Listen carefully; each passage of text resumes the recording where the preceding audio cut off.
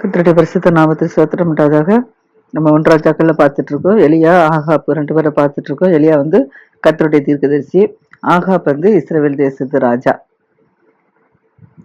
யூதா ராஜா ஆஷா. இதை வச்சு நம்ம பார்த்துட்டு இருக்கிறோம். அதில் வந்து 17வது அதிகாரத்தில் வந்து இஸ்ரேல் தேசத்தில் என்ன செய்யும், பஞ்சம் உண்டாகும்னு சொல்லி கர்த்தர் வந்து எலியாவுக்கு சொன்னதை ஆகாப்பிட்ட போய் சொல்றதை நம்ம பார்க்குறோம். அடுத்தபடியாக 18வது அதிகாரத்தில் வந்து இப்போ 3 வருஷம் நினைச்சது பஞ்சம் உண்டாயிடுச்சு. இப்போ வந்து கர்த்தர் என்ன செய்வார், நான் தேசத்தில் மலையை கட்டளையிடுவேன், நீ போய் என்ன செய்ய ஆகாப் ராஜாட்ட போய் உனக்கு காண்பின்னு சொல்றாரு. ஆனால் இவன் என்ன செய்றான், இங்கே பஞ்சக்கொடி தான் இருக்கிறதுனால ஆகாப் என்ன செய்றான், அரண்மனை விசாரிப்புக்காரனாகி உபதியாட்ட நம்ம மிருக ஜீவனுக்கெல்லாம் செத்து போயிடக்கூடாது அப்படிங்கிறதுக்காக வேண்டி என்ன செய்றோம், புல் எங்கே நீருற்றுகள் குளங்கள் ஆறுகள்கிட்ட போய் என்ன செய்வோம், நம்ம மிருகஜீவங்களை காப்பாற்றுறதற்கு குதிரையும் கோவேறு கழுதி மாதிரி நம்ம உயிரோட காப்பாற்றணும், புல்லாக ஓடுமான்னு தேடிட்டு வருவோம் அப்படின்னு சொல்றோம். இந்த உபரியா யாருன்னா இவனும் ஒரு கர்த்தருடைய தீர்க்கதரிசி. இவன் என்ன செய்வான்னா ஆகாப் இசபேல் வந்து என்ன செய்றாங்க, கர்த்தருடைய தீர்க்கதரிசிகள் எல்லாம் கொலை செய்யும் போது வந்து 50 வரை கெபியில் என்ன செய்றான், மறைச்சு வச்சு ரகசியமா ஆகாரங்கள்லாம் கொடுத்து போஷித்து கொண்டு வரான் இந்த உபதியா. ஆனா ஆகாப்புக்கு அரண்மனை விசாரிப்புக்காரனா இருக்கிறான். அந்த சமயத்துல வந்து என்ன செய்யறான் அப்படின்னா, ஆனா இது வந்து தெரியாம தான் செய்யறான். இப்ப புல் தேடி வரும்போது என்ன செய்யறான்னா, எலியா வந்து எதிர்க்க வர்றாப்ல, எலியா தீர்க்கதரிசி எதுக்குள்ள வர்றாப்ல வந்ததை உபதியா என்ன செய்யறான், பார்த்துட்டான். பார்த்த உடனே வரவேற்கிறாப்புல, வரவேற்றுட்டு இப்ப எலியா தீர்க்கதரிசி என்ன சொல்றாரு அப்படின்னா, நீ போய் உடைய எஜமான் ஆகாப்பிட்ட போய் என்ன செய்யணும், தேசத்துல மழை பெய்யும் அப்படின்னு சொல்லு, பஞ்சம் சொல்ல மழை பெய்யும் சொல்லு அப்படின்னு சொல்றாரு. அப்ப அவன் சொல்றான், ஏற்கனவே எல்லா திக்கத்திலையும் கொலை செய்யும் போது உண்மையும் என்ன செஞ்சாரு, தேடினாரு, நீ அகப்படலை. இப்ப வந்து நான் எலியா வந்திருக்கிறார் அப்படின்னு சொல்லுவேன். சொன்னோன்னா அவர் என்ன செய்வான், நீ தான் கொலை செய்ய வருவான் அப்படின்னு சொல்றான். அப்ப அவன் சொல்றான், எதுக்கு கொலை செய்ய வருவான் அப்படின்னா, நீர் வந்து என்ன செய்வாரு, அவர் வந்து தேடி வரும்போது ஒளிஞ்சுக்கிடுவார், இது வரைக்கும் அவரை தேடி வரும்போதெல்லாம் ஒளிஞ்சுக்கிட்டது மாதிரி ஒளிஞ்சுக்கிட்டேன்னா அப்ப வந்து கொலை செய்ய வந்தான். அதனால கர்த்தர் என்ன செஞ்சாரு, அவனை மறைச்சு வச்சாரு. அங்கங்க போய் என்ன செய்ய சூரிய செடியின் கீழே, அடுத்தல என்னது சாரி பார்த்து உதவி வீட்டுக்கு போறது, கேரி சாற்றங்கண்டையில அப்படிலாம் போய் என்ன செய்ய ஒளிச்சுக்கிட்டான். அதனால என்ன சொல்ற, நீர் வந்து அவர் தேடி வரும்போது என்ன செய்யணும், நீ ஒளிஞ்சுக்கிடுவீர், அவர் கண்ணில் ஆகப்பட மாட்டேரு, அதனால என்னைய கொலை செய்யவா அப்படின்னு சொல்லிட்டு ஆகாப் என்ன செய்யறான், அந்த உபரியா என்ன செய்யறான், எலியாட்ட கேட்கறாப்புல. அப்போ எலியா சொல்றாரு, இல்ல நான் உன்னை வந்து என்ன செய்ய மாட்டேன், நான் காட்டி கொடுக்க மாட்டேன், நான் இந்த திருப்பி வந்து நான் உனக்கு என்ன நான் தென்படுவேன், அதனால நீ போய் தேசத்துல மழை பெய்யுன்னு சொல்லு, பஞ்சம் ஓஞ்சிருன்னு சொல்றாரு. அதை கேட்டுட்டு இப்போ வந்து உபதியா என்ன செய்யறான்னா நேரம் ஆகாப்ட போறாப்புல, ஆகாப் ராஜாட்ட போறாப்புல. ஆகாப் ராஜாட்ட போய் என்ன செய்றாரு, எலியா வந்து இப்படி உண்மை வந்து பார்க்கணும்னு சொன்னாரு அப்படின்னு சொல்றாப்புல. சொன்ன உடனே இப்ப ஆகாப் என்ன செய்யறான்னா, ஏற்கனவே எலியாவை கொலை செய்யணும்னு சொல்லி நினைச்சிட்டு இருக்கான். இந்த சமயத்துல இப்ப ஆகாப் வந்து பார்க்கணும்னு சொன்ன உடனே இப்ப ஆகாப் என்ன செய்றாரு, எலியாவை என்ன செய்றாரு, பார்க்கறதுக்கு போறாப்புல. பார்க்க போன உடனே 2 பேரும் ஒருவருக்கு ஒருவர் என்ன செய்றாங்க, சந்திக்கிறாங்க. சந்திக்கும் போது ஆகாப் வந்து எலியாவை சொல்றான், நீ வந்து இஸ்ரவேலை கலங்கர பண்ணவா நீ அல்லவாங்கிறான். ஏன்னா இஸ்ரேல் தேசத்துக்கு இவன் தான் கலங்க பண்றான், துரோகம் பண்றானா அப்படி சொல்றாப்புல. ஏன்னா இவங்க எல்லாரும் பாகால வழிபட ஆரம்பிக்கிறாங்க. அதனால என்ன செய்றாங்க, கர்த்தருடைய தீர்க்கதரிசிக்கு மேல இவங்க பாகல்களை வழிபடுறதுனால கர்த்தருடைய தீர்க்கதரிசி மேல இவங்களுக்கு என்னது மன கஷ்டங்கள் உருவாகுது. யாருமே கர்த்தருடைய பிள்ளைகளுக்கும் அவிசுவாசிகளுக்கும் விசுவாசிக்கும் பங்கேதுன்னு கர்த்தர் சொல்லியிருக்கிறாரு. அதே போல கர்த்தருடைய பிள்ளைகளை கண்டா மற்றவங்களுக்கு என்ன செய்யாது, பிடிக்காது. கர்த்தருடைய பிள்ளைகளுக்கு தான் என்ன செய்யும், பிடிக்கும். மற்றோட என்ன காரியங்கள் செஞ்சாலும் அது என்ன செய்யுது, தப்பா தான் தெரியும். அப்படிப்பட்ட சூழ்நிலை அதை சொல்றான், நீ வந்து இஸ்ரவேலை கலங்க பண்ண நல்லவா அப்படின்னு சொல்லி ஆகாப் என்ன செய்றான்னு சொல்றான். சொன்ன உடனே எலியா என்ன சொல்றாருன்னா, நான் இஸ்ரவேலை கலங்க பண்ணுறவன் நான் அல்ல, நீ தான் கலங்க பண்றவங்கிறான். காரணம் என்ன, நீ கர்த்தர் உனக்கு விட்ட கட்டளையை எட்டு செஞ்சுட்டா, நீ விட்டு விலகி பாகல்களை பின்பற்றினதுனால நீரும் அப்படி தகப்பன் வீட்டாரும் தான் இஸ்ரவேலை என்ன செய்றீங்க, நீங்க கலங்க பண்றீங்க அப்படின்னு சொல்றான். ஏன்னா கர்த்தரை தான் பின்பற்ற சொல்லியிருக்காரு, அவங்க தான் அரசாட்சி கொடுத்துருக்காரு. இப்ப இவங்க என்ன செய்யறாங்கன்னா கர்த்தரை விட்டுட்டு பாகால்களை அடிச்சிட வழிபட ஆரம்பிச்சிட்டாங்க. அதனாலதான் சொல்றாரு, நீங்க தான் கர்த்தருடைய கட்டளையை மீறி நீனும் தகப்பன் குடும்பத்தாரும் இஸ்ரவேலை கலங்க பண்ணிட்டீங்க அப்படின்னு சொல்றான். இந்த சமயத்துல இப்போ எலியா என்ன சொல்றாருன்னா, கர்மேல் பர்வதத்துல எல்லா இஸ்ரவேல் அனைத்திலையும் பாகாலின் தீர்க்கதரிசிகள் 450 பேர், எல்லா இஸ்ரவேலர்களையும் பாகால் தீர்க்கதரிசியில 450 பேரையும் எசபேலின் பந்தியில், எசபேல்னா ஆகாப்புடைய மனைவி எசபேல், அவ தான் இப்போ ஆகாப்பை கெடுத்தது, விக்கிரகங்களை வழிபட வைத்தது. அதனால அவளுடைய பந்தியில என்ன செய்றாங்க, இசபேல் தான் கர்த்தருடைய தீர்க்கதரிசியெல்லாம் கொலை செஞ்சா. அப்பதான் உபதியா 100 தீர்க்கதரிசிகளை 2 கவியில 50 பேரா ஒழிச்சு வச்சு அவங்களுக்கு ஆகாரம் கொடுத்து போசித்தான். இப்பதான் எலியாவை என்ன செய்றாங்க, கொலை செய்யணும்னு சொல்லி தேடும் போதுதான் எலியாவை கர்த்தர் என்ன செஞ்சாரு, ஒழித்து வைத்தாருன்னு சொல்லி நம்ம பாக்குறோம். அதனாலதான் இப்போ அந்த பாகால் தீர்க்கதரிசிகள் 450 பேர் இருக்காங்க. எசபேலுடைய பந்தியில சாப்பிட்றவங்க தோப்பு விக்கிரகத்திலுடைய தீர்க்கதரிசிகள் 400 பேர் இருக்காங்க. அப்போ 450 400 850 பேர் உலகரை என்ன செய்றாங்கன்னா, நீ இடத்துல உங்களையும் இஸ்ரேல் ஜனங்களையும் நீ கர்மேல் பருவத்துக்கு என்ன செய்ய வர செய்ய அப்படின்னு சொல்லிட்டு எலியா வந்து என்ன செய்றாரு, ஆகாப்ட்ட சொல்றாரு. உடனே ஆகாப் என்ன செய்றான், இப்போ இஸ்ரேல் புத்திரர் எல்லா இடத்துக்கும் ஆட்களை அனுப்புறான். ஆட்களை அனுப்பி எல்லாரும் கர்மேல் பருவத்துக்கு வாங்க அப்படின்னு சொல்லி என்ன செய்றான் சொல்றான். அதன்படி ராஜாவுக்கு போட்ட கட்டளையின்படி ஜனங்கள் எல்லாம் வந்துருவாங்கல்ல. அதை விட ராஜா சொன்ன உடனே இப்போ இஸ்ரேல் ஜனங்கள் எல்லாரும் என்ன செஞ்சுட்டாங்க, கர்மேல் பருவத்துக்கு வந்துட்டாங்க. அது மாத்திரமில்ல, அந்த பாகால் வழிபடுறவங்க இருக்காங்களா, அவங்களையும் என்ன செஞ்சுட்டாரு, 450 பேர் தீர்க்கதரிசிகள் நினைச்சாங்க வந்திருக்காங்க. பாகாலுக்கு தீர்க்கதரிசி, கர்த்தருக்கு தீர்க்கதரிசி இல்ல, அந்நிய தெய்வத்துக்கு, அந்நிய தெய்வம் தான் பாகால். அவங்களுடைய தீர்க்கதரிசிகள் 450 பேர், இவங்களையும் என்ன செஞ்சிருக்காங்க, இப்ப அங்க வர வச்சுக்கிறாங்க. இப்ப எல்லாருமே கர்மேல் பருவத்துக்கு வந்துட்டாங்க. வந்த உடனே எலியா கேட்கிறாரு, நீங்க எந்த மட்டும் 2 நினைவுகளால் நீங்க குந்தி குந்தி நடப்பீங்க அப்படிங்கிறார். எந்த மட்டும் 2 நினைவுகளால் குந்தி குந்தி நடப்பீங்க அப்படின்னா, கர்த்தர் தெய்வமானால் கர்த்தரை பின்பற்றுங்க, பாகால் தெய்வமானால் பாகாலை பின்பற்றுங்க அப்படின்னு சொல்லி இவங்க சொல்றாங்க. ஆனா நீங்க 2ஐயும் கர்த்தரையும் பின்பற்றுறாங்க, பாகாலையும் பின்பற்றுறாங்க. ஏதாவது ஒண்ணு என்ன செய்யுங்க, பின்பற்றுங்க அப்படின்னு சொல்லி எலியா என்ன சொல்றாரு. அப்படி சொன்ன உடனே இஸ்ரேல் ஜனங்கள் இப்ப யாருமே என்ன செய்யல, எதுவுமே எந்த வார்த்தையுமே பேசல, ஒருவருமே ஒன்றுமே பேசாதபடிக்கு எல்லாரும் அமைதியா இருக்கிறாங்க. இந்த சமயத்துல எலியா ஜனங்களை நோக்கி சொல்றான், கர்த்தரின் தீர்க்கதரிசிகளில் மீந்திருக்கிறவன் நான் ஒருவன் தான் என்ன செய்ய மீந்திருக்கிறேன்னு சொல்றாரு. ஏன்னா அவங்க ஒளிஞ்சிருக்கிறதுல உங்களுக்கு தெரியாது, காட்டி கொடுக்கல. இப்போ அவங்க தேடிட்டு அலைஞ்சது எலியா மட்டும் தான் உயிரோட இருக்கிறான் தீர்க்கதரிசியில அப்படின்னு சொல்லிதான் எலியாவை கொலை செய்யணும் தேடிட்டு அலைஞ்சது. அதனால என்ன சொல்றான், எல்லா ஜனங்களையும் நோக்கி, சில ஜனங்கள் நோக்கி சொல்றான், கர்த்தருடைய தீர்க்கதரிசிகளில் மீந்தி இருக்கிறவன் நான் ஒருவன் தான் இருக்கிறேன். ஆனா நீங்க பாகாலின் தீர்க்கதரிசிகள் என்ன செய்றாங்க, 450 பேர் இருக்கிறீங்க. அதனால 2 காளைகள் என்ன செய்யுங்க, இடத்துல கொண்டு வருங்க. கொண்டு வந்து ஒரு காளையை உங்களுக்கு தேர்ந்தெடுத்துக்கோங்க, ஒரு காளை என்னிடத்துல தந்துருங்க. ஒரு காளை என்ன செய்யுங்க, சந்து சந்தா துண்டிச்சு அதுல நெருப்பு போடாத படிக்கு, நெருப்பு வைக்க கூடாது, விறகுகளின் மேல என்ன செய்யணும் வைக்கணும், விறகு அடுக்கி அது மேல அது ஒரு காளை என்ன செய்யணும், சந்து சந்தா துண்டா வெட்டி அது மேல என்ன செய்யணும் வைக்கணும்.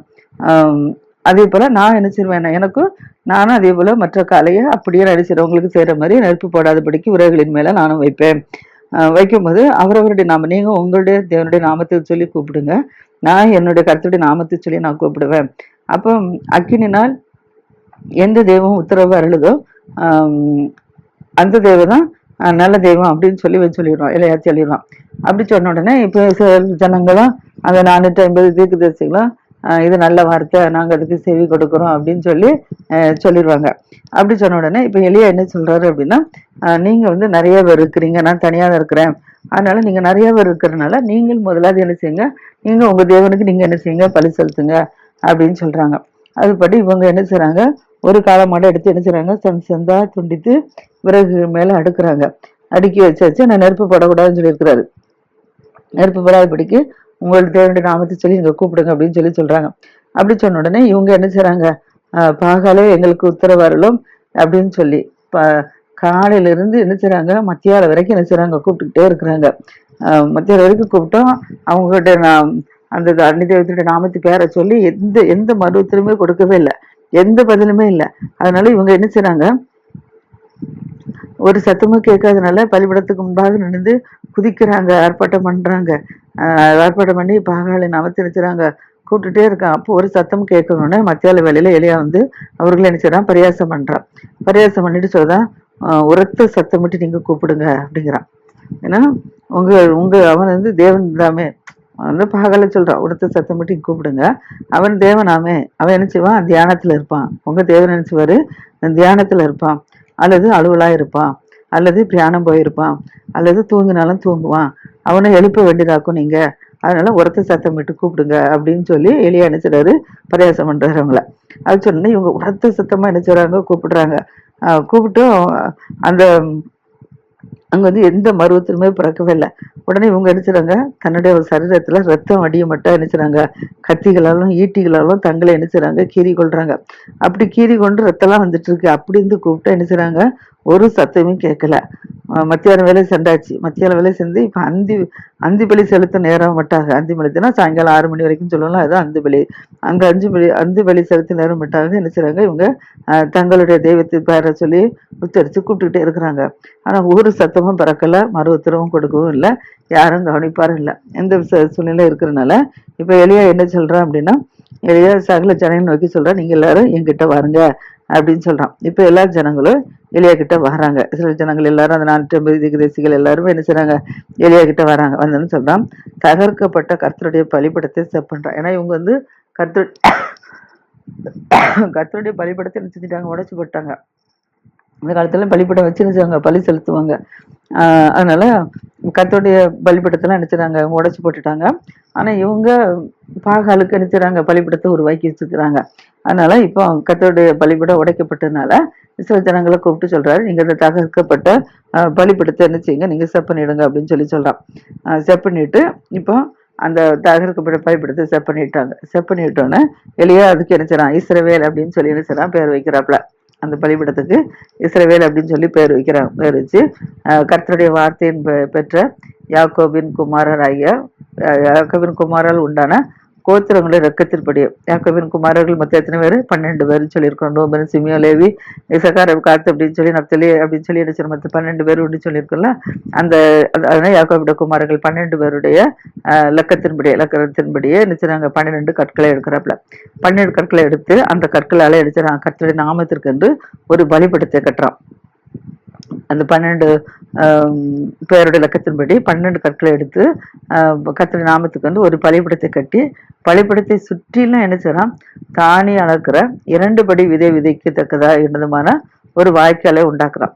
ஒரு தானியத்தை வந்து என்ன செய்றாங்க, 2 படி தானியம் விதைப்போம்ல, அப்ப அதுக்கு தகுந்தால இடம் எவ்வளவு இடம் இருக்கும், அந்த அதுக்கு தகுந்த இடத்த என்ன செய்றான் உண்டாக்கி அது ஒரு வாய்க்கால் மாதிரி என்ன செய்றாங்க உண்டாக்குறாப்புல.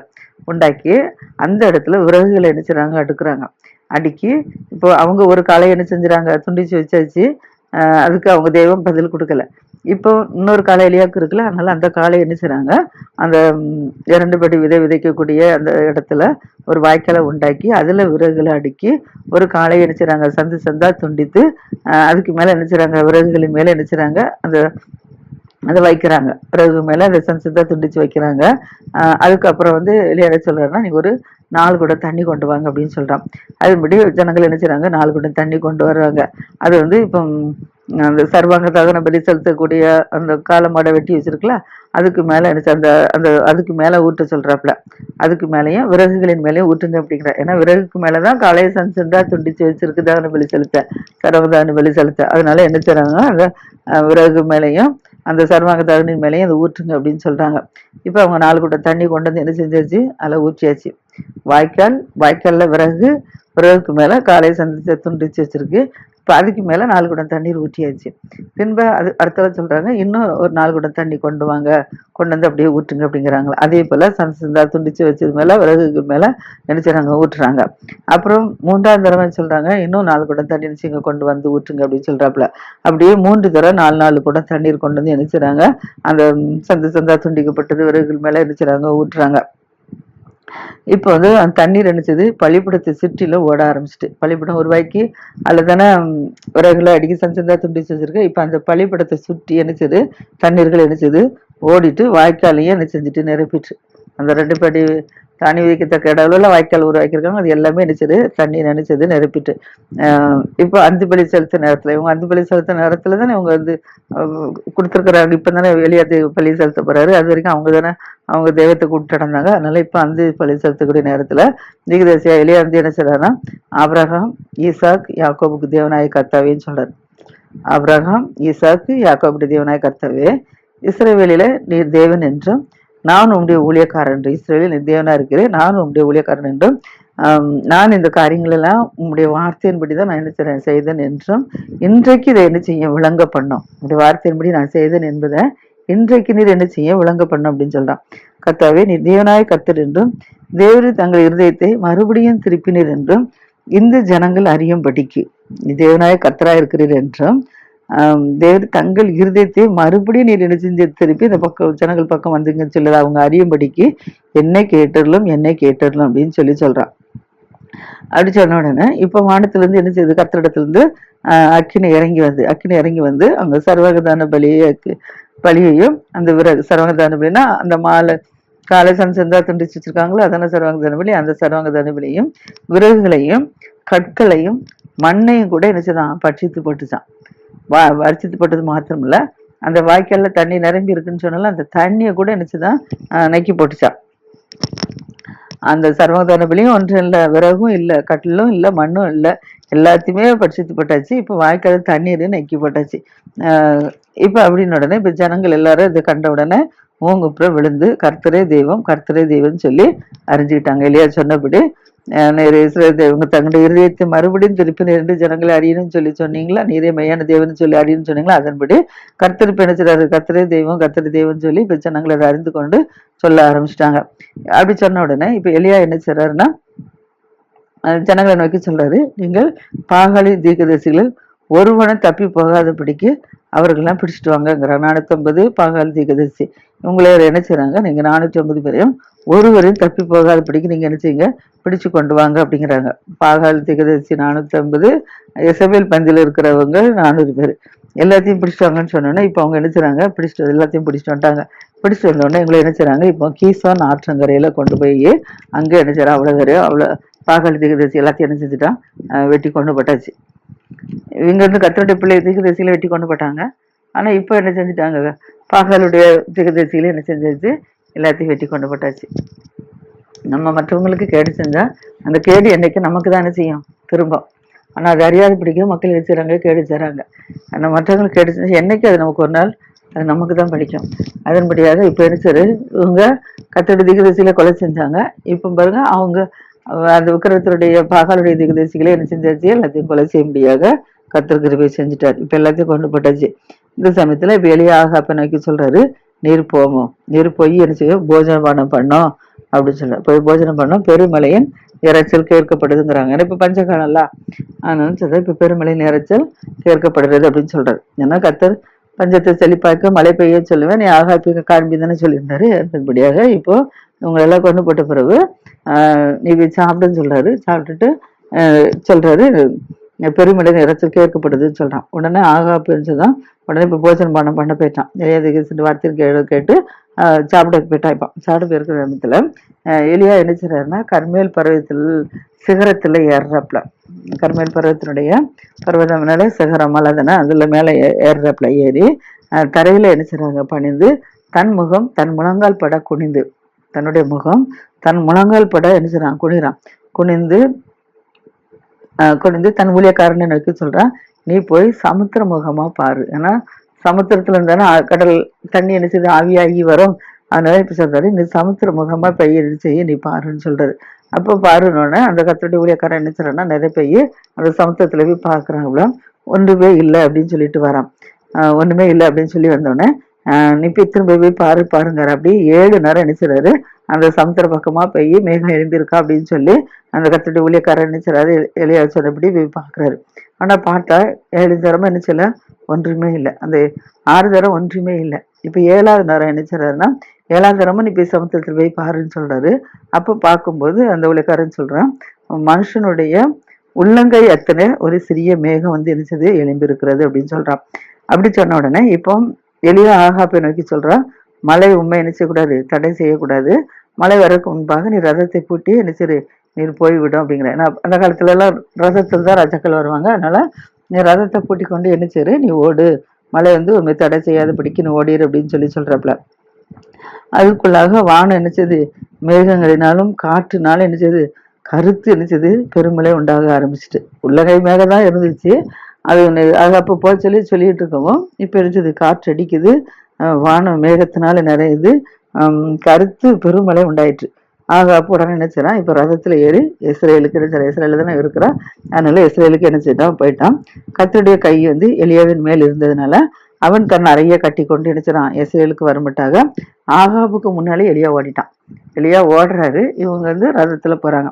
இப்படி என்ன செய்றாங்க, மழை வர்றதுக்கு முன்பாக அவங்க என்ன செய்றாங்க, அங்க ஓடி போயிட்டாங்க. ஆம், அப்போ இந்த செய்தியெல்லாம் கேட்டோன்னே இப்போ 19வது அதிகாரம் 19வது அதிகாரத்துல என்ன செய்யுதுன்னா, இந்த சம்பவம் நடந்தோடனே இப்போ ஆக எலியா எலியா வந்து என்ன செய்றான், இது நடந்த சம்பவம் எல்லாத்தையும் வந்து என்ன செய்றான், கர்த்தர் இது பாகாலுடைய தீர்க்கதரிசிகள்லாம் கொலை செய்யப்பட்டது எல்லா செய்தியும் தன்னுடைய மனைவி எசபேல்ட்ட என்ன செய்றான்னு சொல்றான். இப்படி சம்பவங்கள் நடந்துச்சு, அந்த சம்பவத்தின்படி இப்போ அவங்களாம் என்ன செய்றாங்க, கொலை செய்யப்பட்டுட்டாங்க அப்படின்னு சொல்றான்.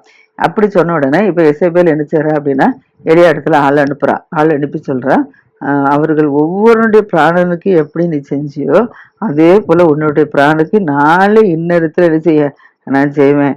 அதற்கு தேவர்கள் அதற்கு சரியாகவும் அதுக்கு அதிகமா எனக்கு செய்ய கடவர்கள் அப்படின்னு சொல்லி தன்னுடைய தெய்வத்தை நினைச்சதா உச்சரித்து சொல்றா. இப்ப இந்த செய்தி கேள்விப்பட்ட உடனே எலியா என்ன செய்றாரு, இப்போ இவர் எசபேல் தன்னை கொலை செய்ய போறார் அப்படிங்கிறதுக்காக வேண்டி பயந்து போய் என்ன செய்றாரு, வெளியே தன்னுடைய பிராணனை உயிரை காக்கிறதுக்காக வேண்டி யூதாவை சேர்ந்த பெயர்சேபாவுக்கு என்ன செஞ்சுட்டாரு, புறப்பட்டு போயிட்டார். அங்க புறப்பட்டு போயிட்டாரு. அந்த தன்னுடைய வேலைக்காரர்களை எங்க என்ன செய்றாரு, அங்க நிறுத்தி வச்சிருக்கிறாரு. இப்போ எலியா தீர்க்கதரிசி என்ன செஞ்சாரு, ஒரு நாள் பிரயாணப்பட்டு போற தூரத்துல ஒரு சூரிய செடியின் கீழே என்ன செய்றாரு, போய் உட்கார்ந்துருக்கிறார். அதுக்கப்புறம் என்ன நடந்துன்னு சொல்லி நாளைக்கு நாளை பார்ப்போம். எசபேல் எலிசா தீர்க்கதரிசி கொலை செய்தாலா கொலை செய்யலையா, அதுக்கப்புறம் என்ன நடந்துங்கிறத நம்ம என்ன செய்வோம், நாளை தினத்துல பார்ப்போம். இப்போ எலிசா தீர்க்கதரிசி நேரம் அவளுக்கு பயந்து பெயர்சேபால போய் என்ன செய்றாரு, புறப்பட்டு ஒரு சீர செடியில போய் என்ன செய்றாரு, கீழே உட்கார்ந்துக்கிறத நம்ம பார்க்கிறோம். கர்த்தர் தாம் இதை ஆசீர்வதிப்பாராக. ஆமென்.